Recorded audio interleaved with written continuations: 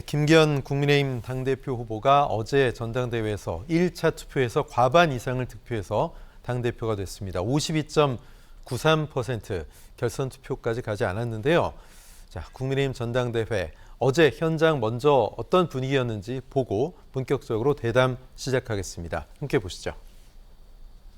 국민의힘 당대표로 김기현 후보 하나로 뭉쳐서 똘똘 뭉쳐서 내 총선 앞설 이룹시다.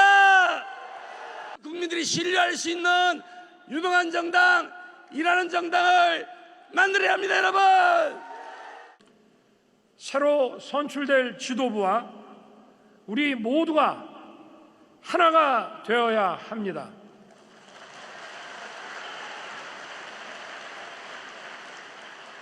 우리 국민의힘 당내 선거에서는 승자도 패자도 없습니다.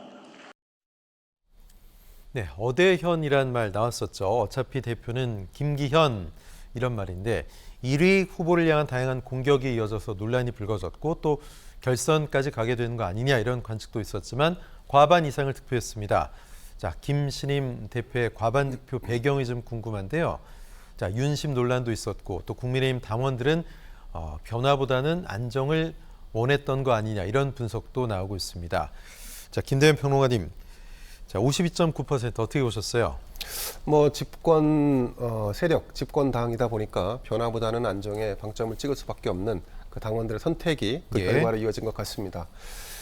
그동안에 사실 국민의힘은 지난 대선이 있기 전까지 잇따라 큰 선거에서 4차례나 패배를 했었습니다. 뭐 총선, 대선 뭐 말할 것도 없었고, 그런데 이렇게 어렵게 승리를 거두기 위한 그런 진통이 사실은 개혁의 연속으로 당내의 어떤 그 피로감들이 상당히 좀 누적돼 있는 상태였고, 정권을 잡은 뒤에 이제는 정권에 성공한 정부를 만들어야 한다라고 하는 그런 어떤 결론으로 당원들이 힘을 모은 것이 아닌가 이렇게 분석이 되는데, 자, 근데 총선 승리와 정권 재창출까지 가는 길은 아직도 멀고 험한 길입니다.